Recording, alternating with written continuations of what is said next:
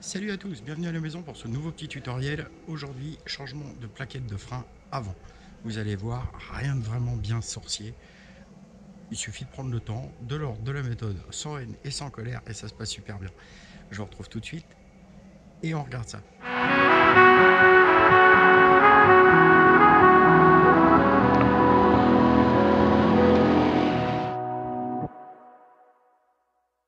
Alors, pour commencer, de quoi avons-nous besoin? Eh ben, ma foi, deux plaquettes de frein, ici présentes.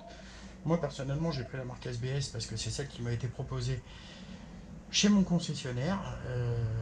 Voilà, il n'y avait plus d'origine, donc il travaille avec SBS. Du liquide de frein parce qu'on aura peut-être besoin de faire un appoint, du papier absorbant, du chiffon qui ne craint rien, que vous êtes susceptible de pouvoir jeter, du nettoyant frein, vous allez voir pourquoi, ça va être utile, un tournevis cruciforme et pendant le tuto je vous expliquerai l'importance de choisir le bon tournevis cruciforme, une rallonge, un cliquet, une douille de 12, un tournevis plat et une main de singe ou une clé Allen de 6. Voilà, de 5, pardon, de 5. Une clé Allen de 5. Une fois qu'on a tout ça, on est prêt, on se retrouve dans 2 minutes près de la moto avec les outils et on attaque. A tout de suite. Et ben voilà, on est de retour. Alors, c'est pas compliqué, on va commencer par la première phase qui va être déjà de dévisser un peu tout afin de pouvoir extraire l'étrier et pouvoir retirer nos plaquettes. Ensuite, on verra ce qu'il y a à faire. Pour ce faire, on va se munir d'un tournevis plat, quelconque, hein, peu importe, et on va enlever les deux caches clés Allen qui peuvent être un petit peu dures. Donc le pourquoi de la graisse, c'est que moi au précédent j'avais monté avec un petit peu de graisse et vous voyez que ça n'a pas été, je pense, inutile. Donc bien récupérer ces deux petits bouchons et les mettre de côté, derrière lesquels on va trouver deux clés à Allen de 5.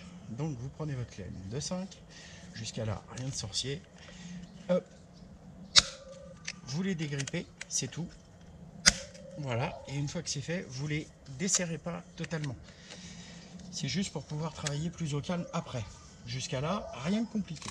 Ensuite, on va prendre notre douille de 12 avec la rallonge, parce que pour celui du bas, ça va, mais pour celui du haut, on est un peu court, on est un peu dans l'étrier, c'est pas très confort pour bosser. Donc, on va y placer la rallonge. Si vous avez une rallonge courte, c'est pas mal non plus. Et une fois qu'on est là, on va venir desserrer, j'ai bien dit desserrer, voilà, et pareil pour le bas. Voilà, une fois que c'est fait, il n'y a plus qu'à ne pas s'embêter et à les tirer à la main. Une,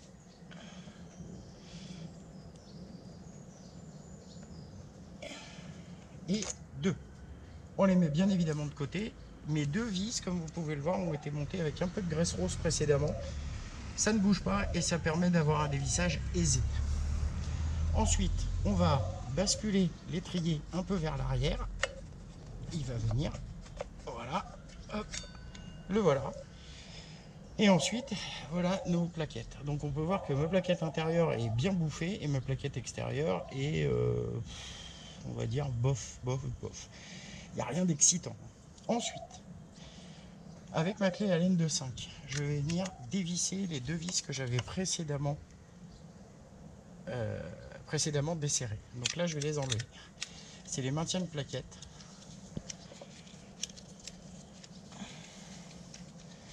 Donc là, je les desserre.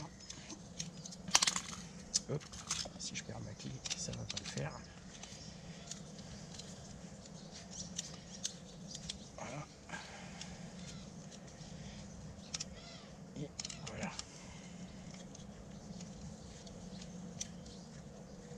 Ça ressemble à des grandes vis. Alors personnellement, je vous conseille de le faire à la main. J'ai déjà eu des tutos où les mecs se servent d'un embout sur une visseuse. Je déconseille fortement. Enfin, chacun fait ce qu'il veut. Perdez 3 minutes à faire ça, c'est pas grave. Un étrier, ça coûte de l'argent si on le foire. Voilà, une fois que c'est bon, normalement, on y est presque. Ah non, il y a encore un peu à faire. On n'est pas arrivé.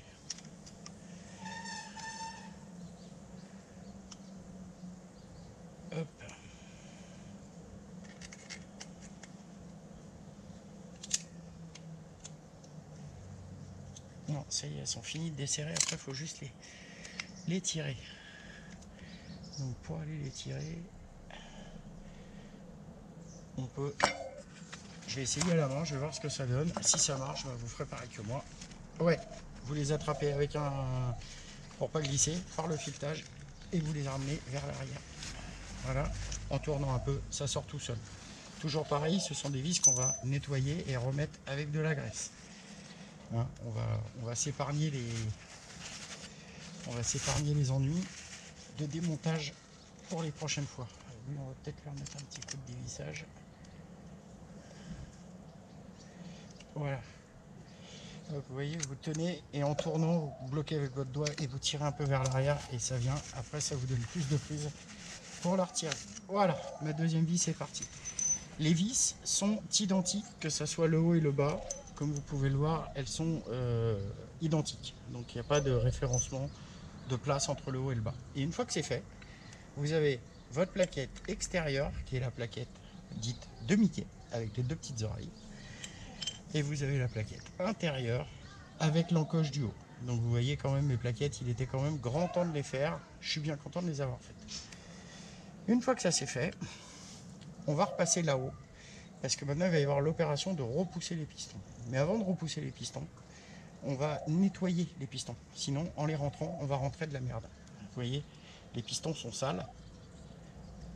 On va rentrer du caca. Ça va pas être très propre. Donc, on va se les faire. Ça, le guide, vous l'enlevez et vous le posez. Alors, le guide, l'étrier vient comme ça. La partie vers le bas. Vous voyez, c'est ce qui va venir servir à fixer tout ça.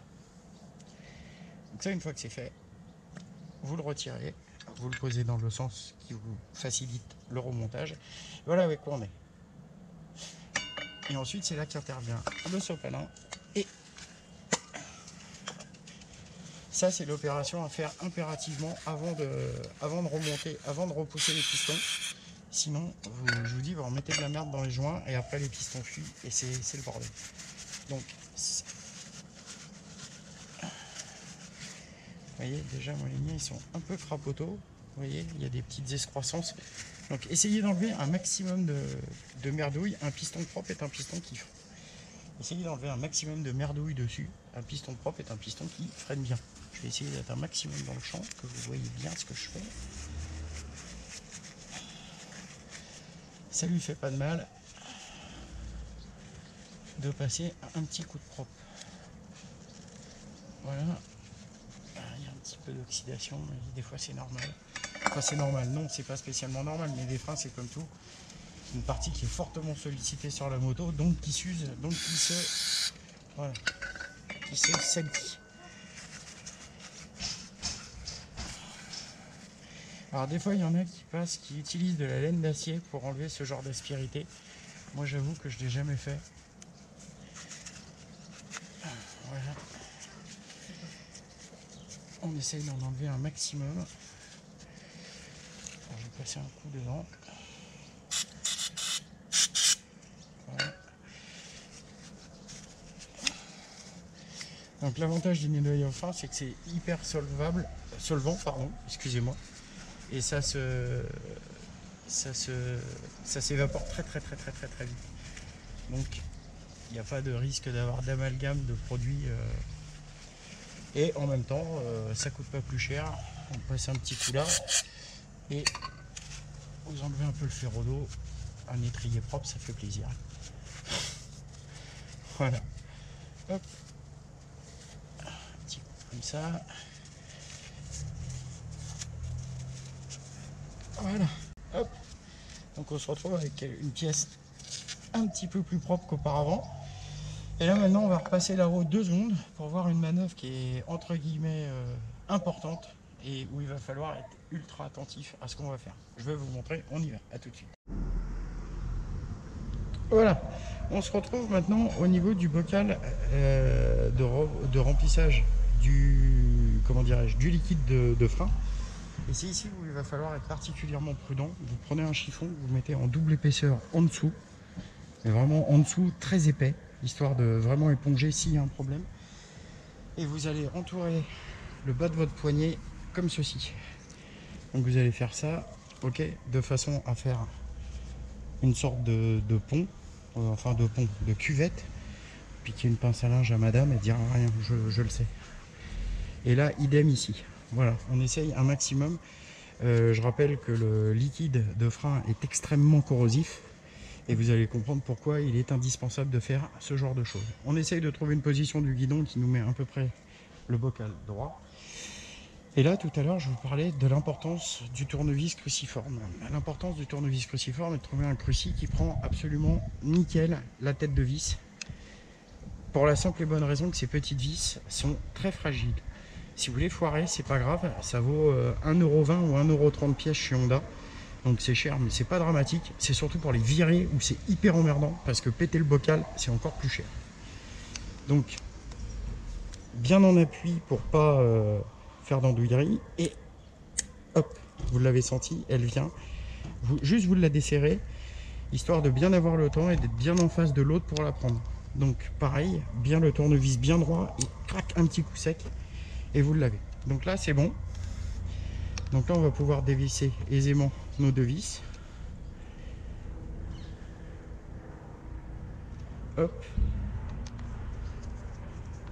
Et hop. Et c'est là encore une fois où vous aurez besoin de papier absorbant. Je m'ai cogné la tête. De papier absorbant que vous allez poser sur la table ou sur, pour moi en l'occurrence ça sera ma sacoche de réservoir, sur lequel je vais venir poser à l'envers le couvercle. Vous avez le couvercle que vous allez mettre dans le sens où des écritures, hein, bon, bien sûr, hein, vous gardez, vous le hop, et là vous allez avoir le premier contre comme ça et le joint juste en dessous que vous allez retirer délicatement, ce qui colle toujours un petit peu, voilà, et vous allez venir le placer à l'envers, tac, ou à l'endroit, on s'en fout, il y a un peu de liquide dedans. Donc là maintenant ce qui va se passer, c'est que quand je vais pousser mes pistons, le liquide de frein va remonter. Donc pour éviter ce genre de désagrément énorme, soit vous avez une une seringue et vous enlevez un petit peu sans jamais, alors je ne sais pas si vous allez voir, au bout du tournevis au fond, je sais pas si, attendez j'essaye de voir, ouais, au bout du tournevis au fond vous avez un petit trou. Ne jamais le mettre hors liquide, celui-là, jamais. Si vous le mettez hors liquide, vous êtes bon pour une purge de frein. Bon, donc je reviens, je vais juste me munir de ce qu'il faut et j'arrive. Voilà, je me suis muni d'un vieux pot de yaourt et d'une pipette. Et donc là je vais donc presser et venir enlever un peu de liquide. Que je ne remettrai pas celui-là, hein, je mettrai du neuf. Donc un, tac. Parce que là si vous repoussez le piston, tout ça, voilà, pas plus, ok. Donc là maintenant, vous mettez ça bien ça à l'écart. Bon, attention aux enfants, aux animaux, hein, c'est toxique. Et donc là, on va repasser en bas. Alors, on va faire... on va repasser en bas. Hop. Attention, mais normalement, je ne devrais pas vous faire trop mal au cœur. Ça devrait aller. Et... je vais vous le faire un peu de loin si ça vous embête pas, parce que il va falloir que je monte et que je descende et ça risque de pas être pratique. Voilà, me voilà de retour. Donc j'ai été chercher une petite cale de bois et une clé. Alors c'est pas très archaïque, certains mécanos vont m'engueuler par rapport à ce que je fais. Normalement il faudrait un repousse-piston pour faire les choses propres. Or je n'en ai pas, donc on va faire avec ce qu'on a. Donc vous allez venir placer ça ici, comme ça, et venir placer la clé ici, comme ça, ok. Et vous mettez un peu et vous faites levier et vous repoussez tout doucement. Et en surveillant le bocal toujours. Donc un côté, je surveille mon bocal. L'autre côté, pour essayer d'être un peu équilibré dans la démarche. Hop. Voilà, un petit peu celui-là.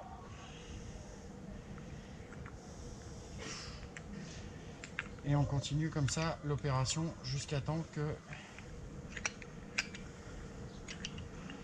le piston soit rentré. Voilà, donc là j'ai un peu de liquide qui remonte, mais c'est tant mieux, c'est ce qu'il faut. Voilà, ok. Et là pareil, voilà.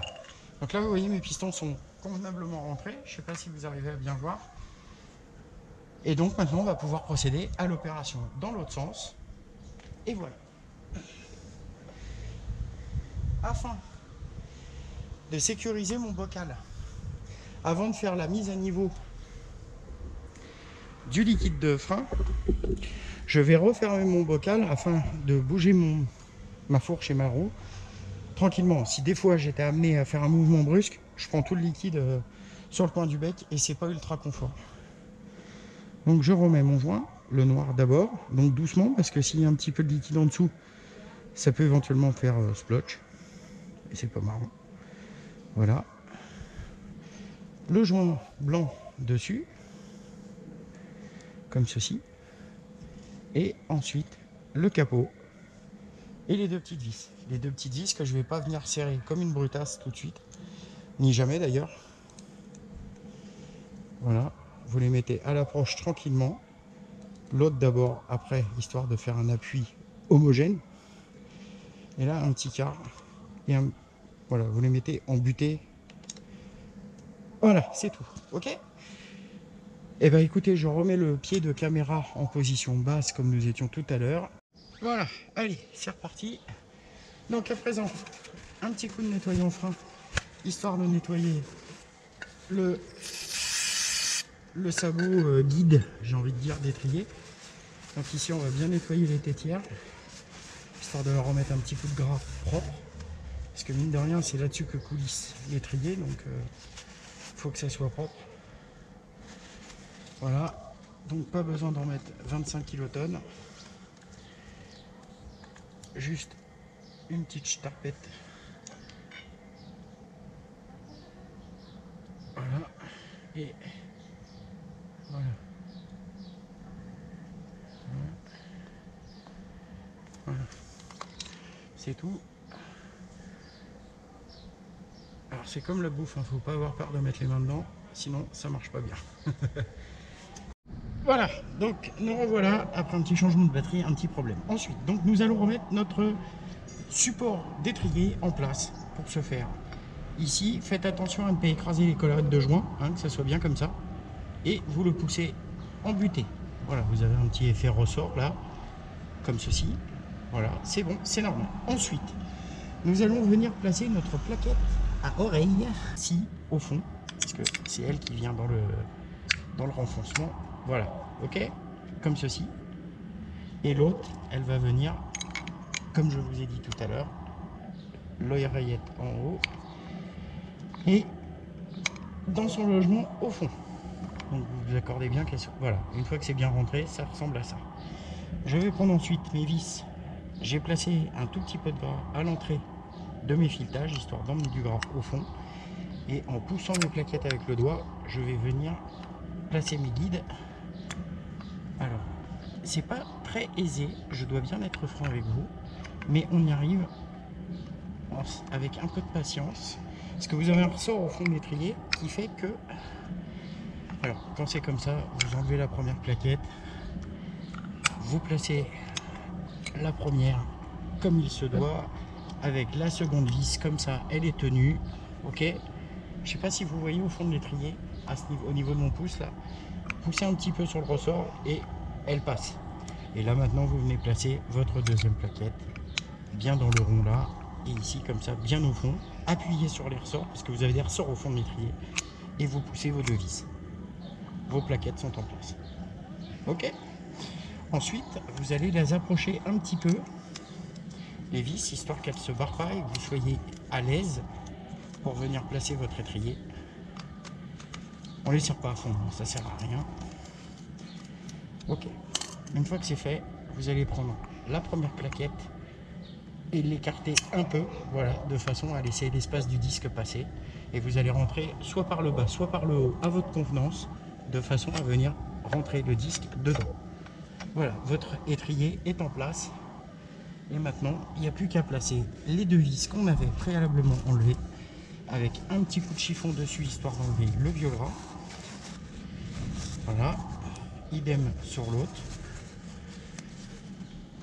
Un tout petit peu de graisse, pas la peine d'en mettre 20 kg. Hein. Voilà, ça suffit. Et vous venez replacer votre étrier dedans. Toujours pareil, pour le moment on ne serre pas, on met juste à l'approche. Hein. On serre tout à la main, ça suffit largement pour l'instant. Voilà, hop.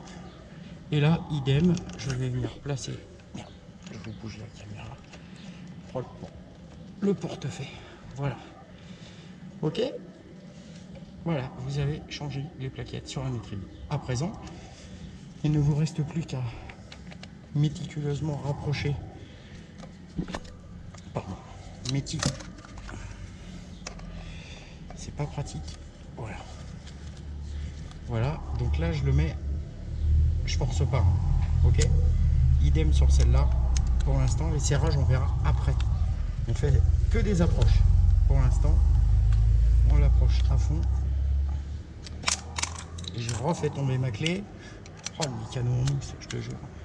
Voilà, comme vous pouvez le voir, je ne force pas. Voilà, c'est vraiment rien. Et idem pour mon étrier de frein. Donc là, je vais me mettre en position de serrage et je vais venir. Voilà. Là, je suis en butée avec la rallonge. Donc, je ne force pas, j'ai vraiment que deux doigts. Voilà. Et idem pour là-haut. Je vais reculer un tout petit peu. Qu'est-ce qu'il est con, Alex. Hop là, voilà. Regardez comment on va être plus à l'aise. Et là, pareil. Ok. Je force pas. Donc là, mon étrier est en place. Mes plaquettes le sont aussi. Il est flottant. C'est normal. Donc là, maintenant, il ne me reste qu'à faire mes serrages. Donc là, je prends ma clé position basse. Et c'est fini. Ma clé position basse. Et c'est fini. Idem pour la 10. Alors là, c'est position vers le bas. Un bon quart. Vers le bas. Un bon quart. C'est fini. Vous avez changé vos plaquettes de frein. Donc jusqu'à là, pas de grande sorcellerie.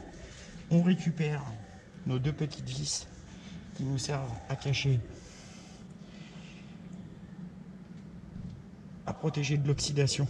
Donc un petit peu sur le filetage. Placé devant. Hop.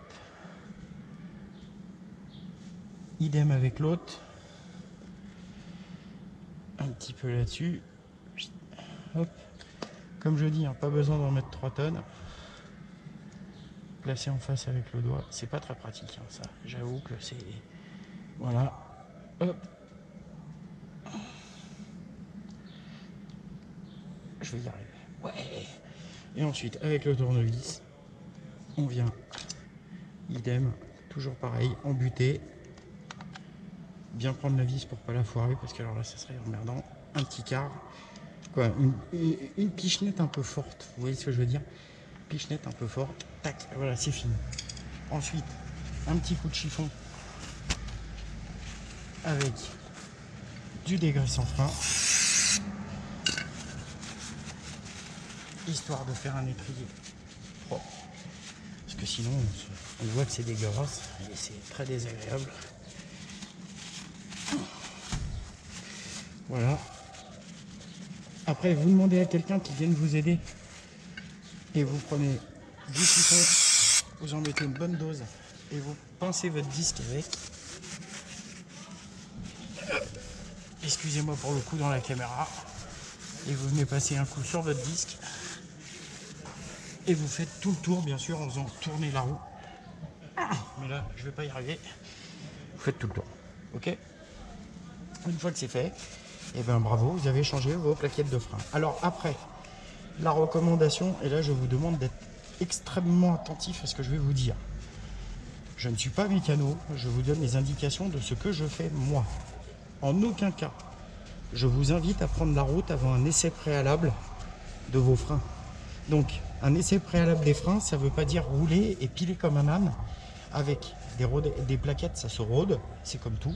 Donc déjà, prendre la moto dans le jardin, reculer, avancer, quelques petits coups de frein, histoire de voir s'il y a le mordant de d'habitude. Les premiers coups de frein ne vont pas être violents, je vous assure tout de suite.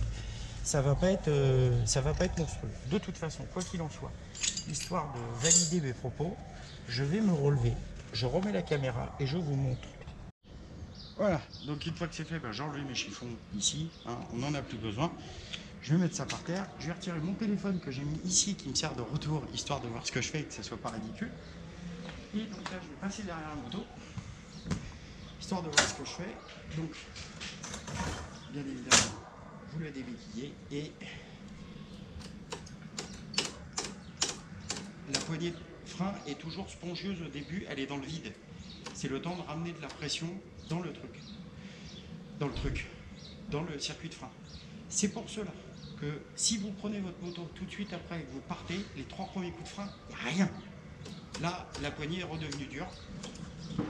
Voilà, là j'ai du frein. Maintenant, il va falloir roder ces freins et le mordant va venir après. Personnellement, moi, entre 150 et 200 km. Et c'est roder des freinages doux, anticipés. Mais là, je veux dire, il y a du frein. C'est un peu plus spongieux que d'habitude, mais ça c'est normal. N'hésitez pas à refaire votre niveau au niveau du liquide de frein.